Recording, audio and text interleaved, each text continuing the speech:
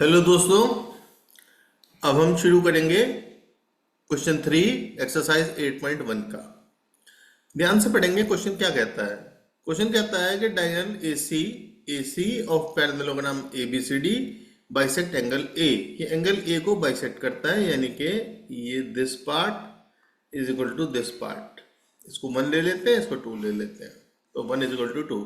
Show that is it bisect C also. हमें show करना है कि C को भी बाइसेक्ट करता है, यानी कि ये पार्ट इज इक्वल टू ये पार्ट करना है।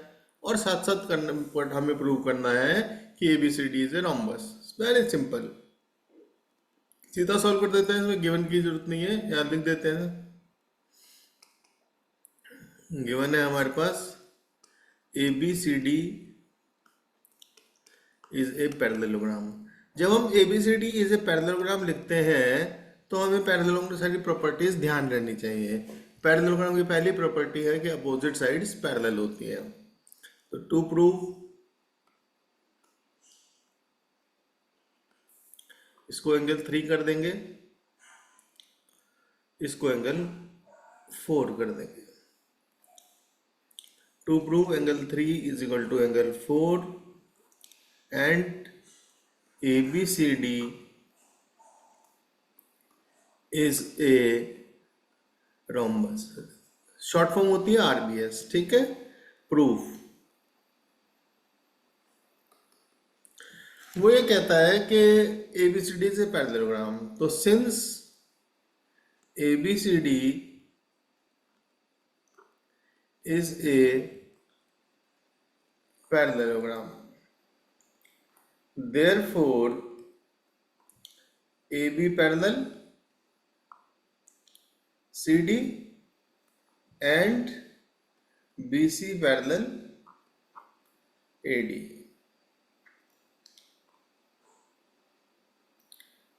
ठीक है, इसके लिए लिख सकते हैं आप opposite sides of a parallelogram are parallel। ठीक है, इतना बहुत है। therefore अब सिंस AB पैरेलल CD है, सिंस AB पैरेलल CD है, सिंस AB पैरेलल CD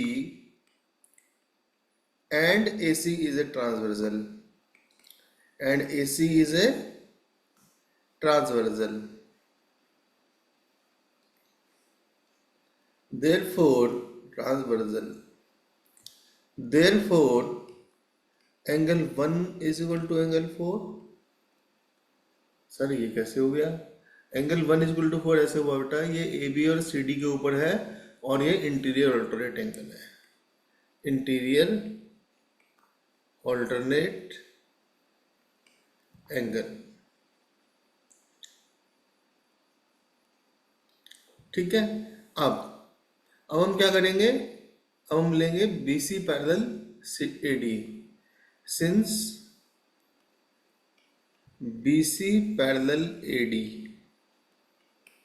ये हमें गिवन ही है, लिखना चाहे तो लिख सकते हैं, नहीं तो ऐसी कोई बात नहीं है।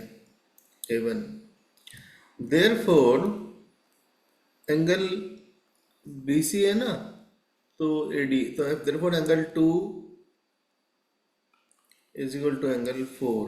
Reason same way, interior alternate angles। अब angle 1 is equal to angle 2, since angle 1 is equal to angle 2, ये हमें गिवन है। therefore 1 किसके इक्वल है? एंगल 4 के। इज इक्वल टू 2 किसके इक्वल है? 2 है एंगल 3 के इक्वल है। Sorry, 2 is equal to angle 3, angle 4 is equal to angle 3, hence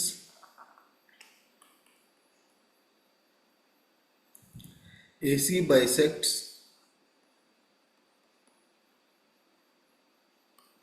angle C। ठीक है, अब हमें काम करना है कि ABCD is a rhombus. ABCD is a rhombus के ऊपर हम काम करेंगे अब।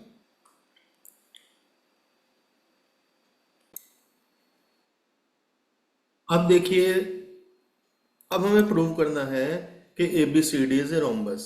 उसके लिए हम क्या करेंगे, दो ट्रायंगल कॉन्ग्रुएंट प्रूव कर देंगे। कौन से दो, अभी बताते हैं। इन ट्रायंगल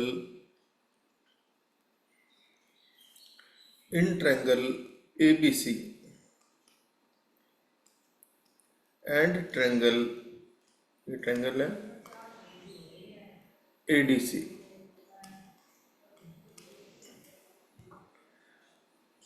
देखिए angle 1 is equal to angle 4 and angle 2 is equal to angle 3, ठीक है। और AC is equal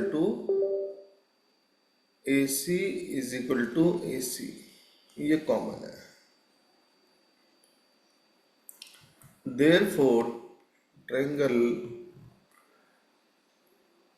ABC is congruent to triangle ADC.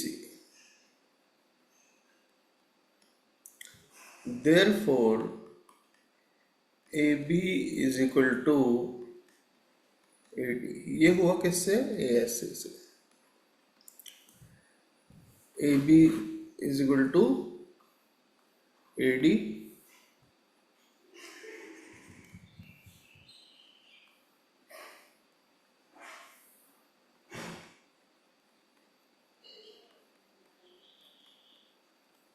by CPCT। अब हम लिखेंगे in any parallelogram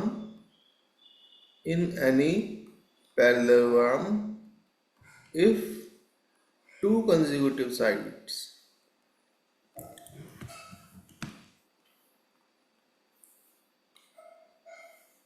if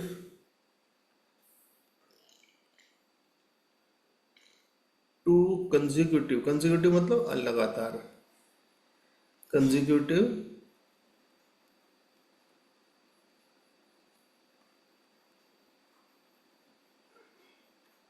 sides are equal,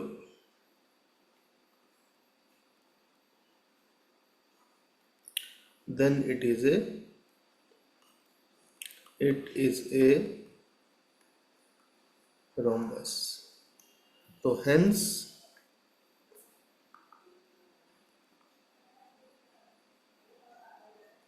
ABCD is a rhombus, ठीक है, ये prove हो गया।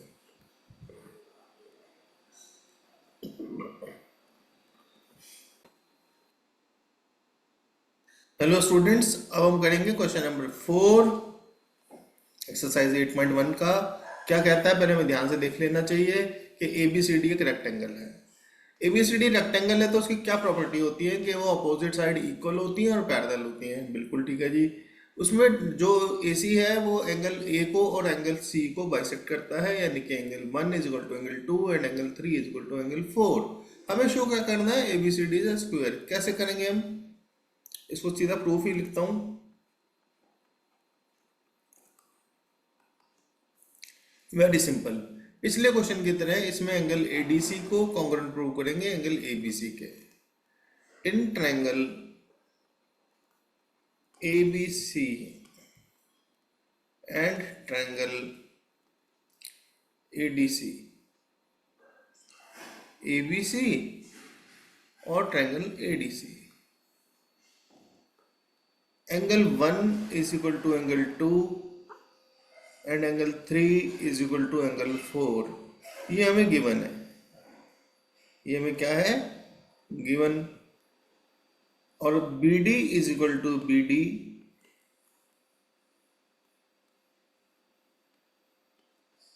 ये है common. Therefore triangle DAB is as congruent to triangle DAB congruent to DCB। Why? ASA, therefore ABCD। अच्छा, अब हम करेंगे कि दो कंसेक्यूटिव साइड्स इक्वल ले लेते हैं, AD और ये हो गया DC। AD is equal to DC bye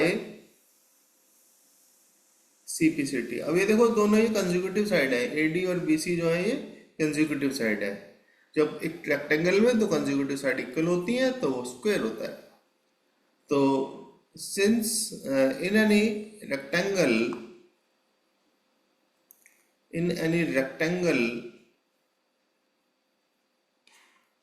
if two consecutive sides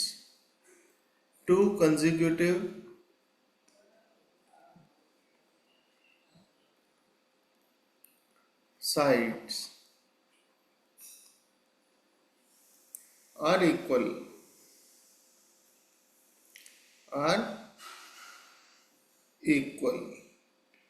then it is a square. Sir कैसे हो गया बता दो एक बार। बिल्कुल बता देते हैं। देखो AD is equal to BC था, अब AD is equal to DC भी हो गया, तो इसका मतलब चारों साइडें आपस में इक्वल हो गई, तो ये स्क्वायर हो गया। अब हमें प्रूव करना है कि दिस एंगल, ये ले लेते हैं हम एंगल 5 ले लेते हैं, ये ले लेते हैं 6, ये जरूरत नहीं है, छोड़ो इसकी, ऐसी कर देंगे हम, बहुत स्मार्ट है हम लोग। Therefore angle ADB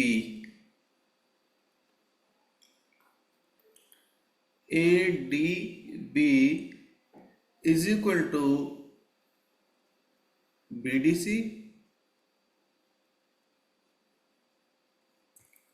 by CPCT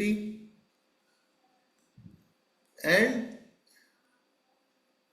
चलो इसको ऐसे कर लेते हैं, this implies angle 5 is equal to angle 6। अब ये लेते हैं हम 7 और ये लेते हैं हम 8।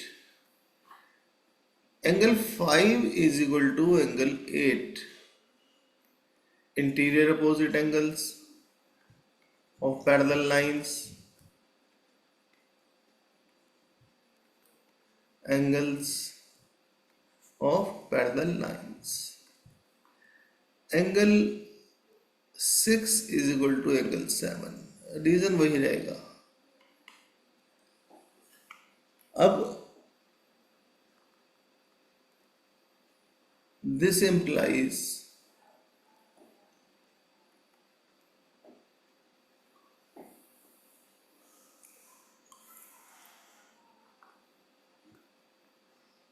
angle 5 is equal to angle 6 and angle 7 is equal to angle 8. Hence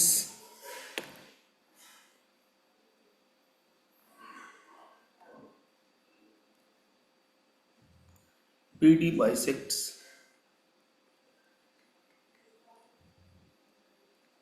angle B as well as angle D। ठीक है, समझ में आया? समझते रहिए, ध्यान से चलते रहिए, बहुत इंटरेस्टिंग क्वेश्चंस हैं, बहुत मजा आता है इनको पढ़ने में। ठीक है।